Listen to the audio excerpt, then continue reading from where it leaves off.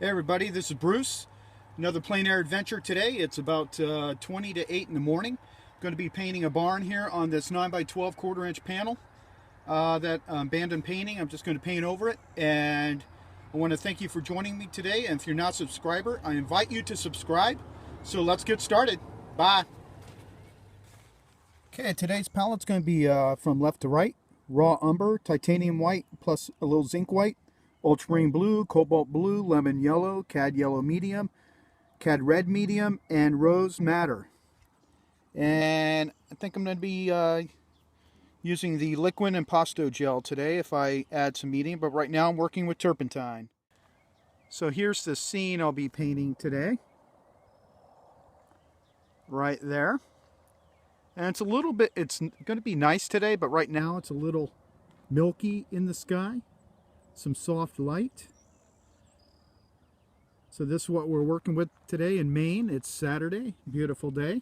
And later on I'll be painting with my artist buddy again, so it's going to be a great day. Hey everybody, this is Bruce, just doing this voiceover for the time-lapse parts of the video here. And this was an awesome day plein air painting. I had a very productive day. And as you see me here doing, I'm in the habit now of striking a center point on the painting support to make sure that I don't accidentally, in my haste to get started, make a poor composition. I think it's key for design to make something interesting to flow good in terms of design. And here I used my usual umber. You can use raw umber or burnt umber to sketch in. I find it's a quick way to nail your shadows before the light changes. You don't get caught up in mixing the proper colors and such. That can take some valuable time. Now a little detail shot, just how I go about cleaning up the sketchy part and really identifying the main element in the painting, which is the barn, of course. So I'm just cleaning up some edges here. And the tree, I wasn't too concerned with a lot of detail. I knew I could work on that later after the fact. I really wanted to try to nail the barn for the time that I had to work on this. And I, of course, take a reference photo when I'm outdoors in case I want to work on a little more when I come home and study the painting that I did outside. And just putting in some tones for the trim around the window there. Using a flat brush. Really like my Rosemary and Company flat brushes that I purchased recently. Very, very good. I will be buying some more through them soon. And this, I've passed this barn so many times when I've been going to my kayaking spot and going out swimming and driving around. And this is the first time I've actually painted it. And there's a couple different angles that I want to try in the future. But this is the one I started with. And I always thought it'd be super awesome to have that as a studio. Every time I go by there, I say, man, it'd be so great. So now I'm getting some base tones, some local color into the areas around the barn. Not really too worried about super detail right now. And I really don't, I try to avoid high level of detail in my plein air work. I'm really trying to go for broad statements. Over time, as we do more and more plein air painting, we'll find our, we, being you, me, you, the viewer, and me, we'll find our language. The trick is finding your language that works for you working plein air and staying true to the scene. I personally, when I go plein air painting, I'm trying to replicate as close as possible the colors I see in nature to about maybe 80%. Of course, you might need to punch up some colors here and there or some contrast to make a nice painting, but I'm not looking to be too expressive with the scene. I'm trying to let Mother Nature teach me about what I need to do to get her colors correct, and so that's really where I'm at right now. And over time, I really want to try to get into really using proper values and strokes of color almost like an impressionistic thing uh, to put the color on there rather than just slap in broad tones of color. It's a good way to start, though, to nail it down, but then you can nuance into it later with some other colors to get some variation in that color shape. It's sort of like in the beginning you'd be color blocking the painting. Just kind of getting some darkness in the windows in the sunlit side there.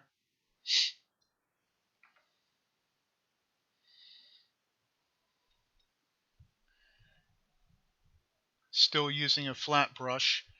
I don't get too fussy until a little later with a smaller brush for the trim on the building. And that's another key point too, like knowing your draftsmanship limitations for working with detail. That's going to affect the size that you tackle for a certain subject when you paint outdoors or paint even in your studio. Sometimes I've seen artists get discouraged because they didn't achieve a look they wanted. And it's really because they didn't pick the proper format size to get the level of looseness and detail that they want in their paintings. And it really, I'm learning as I go along that, oh, okay, so if I kind of study my subject and figure out where I'm going to really kind of get some detail going on, and I try to make sure to work in a format to achieve that detail. Instead of trying to get that detail in an 8x10 when it's very tricky with, I don't want to get into a small brush, do it on a 12x16 or something. So you have more room to get a little expressive with the detail to suggest it with brush strokes and color variation. Hope that makes sense. If still have some questions about that, just leave them in the comments. Just cleaning. Oh, and what's interesting too is what's really handy to do is when you're painting trim like I am right here, and it gets a little wobbly or something in some areas, like where I painted the white before, it's way easier to come in with the blue or whatever colors around that small detail and clean it up with that color, like I am here with the blue. Very, very handy thing to do, and easier to control the brush because you're working in a wider color space rather than just trying to do a fine line, make the fine line with the blue up against the white. Very handy and quick technique. Now I'm just kind of putting in some variations of green and shadows in the tree. I love the tree too, right next to that barn. It's just such a cozy little spot. You can totally see kind of converting that into some cool studio living space. And what I try to do too is really not make sometimes we want to put that yellow-green highlight, really punch up the bright highlights on the tree, but they're really not a lot of the time. They're really subtle highlights, even though it's in strong sun, because don't forget, your leaves may be a dark tone already that absorbs sunlight. So be observant.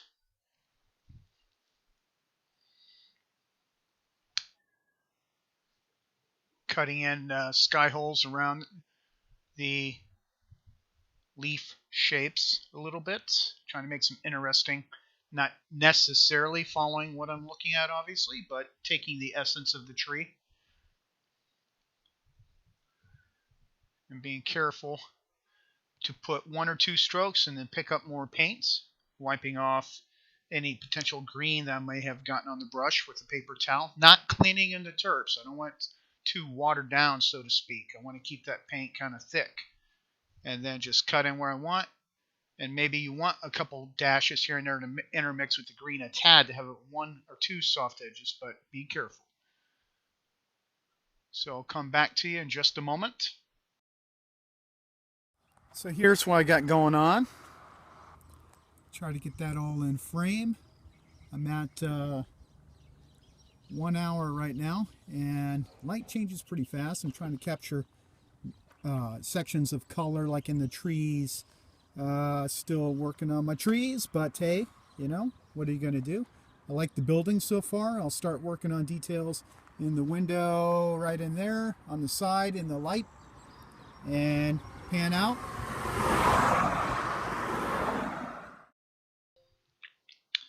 Okay, I'm back working on the detail of the windows. Sorry about some of the angles that the video shoots at. When I'm in shadows of the hatchback of my car, the painting looks a little dark. It's just how the iPad kind of registers average of values in the scene, I guess. Eventually, I do plan on getting a better camera to film, but that's what I have to work with right now. So here, the actual windows don't have just the floor pane. They're a little bit more detailed, but again, paying attention to what I was saying earlier with painting it, finding the right details for the scale you're working. I don't want to crowd up the window too much with the actual way the window looked for the 9x12 size. So I just kind of made a window that made sense for that era of building, and it's okay. No one's going to really care. Now, if you were doing a commission of someone's house or something, yes, maybe you have to pay a little more attention. So it's okay to have some artistic license, of course. And it's really fun doing the values of the trim and the shadow side. It's really key not to get it too light so that stands out from the shadow too much of the main part of the barn there in the shadow. So, and of course, it's going to depend too if the building's kind of beat up, so to speak, in terms of age. You won't have a really white trim. You want to pay attention to little nuances like that. I hope you guys out there are really kind of enjoying watching the videos. I'm really trying to present my painting in a way that helps you grow in terms of your own painting. And I'd really love to hear your comments, what you think. If you have any suggestions how you would like to see me present information I may not have thought of that would help you more, let me know. I'm always up for trying different techniques of filming so that I can express better what I'm trying to say to you.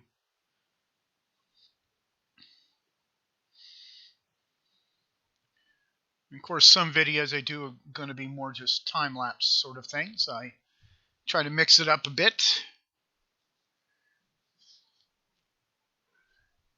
Cleaning up some edges of the trim. It's like I want it accurate, but I don't want an architectural rendering. That is the challenge sometimes. You want it to try to feel integrated with its surroundings. Now here I am putting in some detail in the grass. Just a few little, I think it was like, I guess, dandelions. Now I'm applying a little bit of palette knife work, which I tend to like to do in the grasses. Sometimes I'll leave it in the finished piece. Other times I'll manipulate it after I put it on with a brush to break up some of that. So it's not all super palette knife looking, if that makes any sense, because the rest of the painting has a lot of brush work. You don't want one part of it to stand out in an odd way.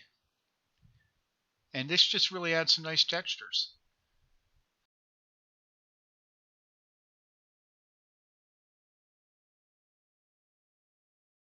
Okay, everybody, this concludes this plein air adventure. Really like how it's coming out. I'll finish it up in the studio from my reference photograph. And hopefully I'll be getting another one going later on today. So I want to thank you for joining me. And again, if you haven't subscribed, I invite you to subscribe. And for everyone else, thanks for watching my videos. Till next time, bye.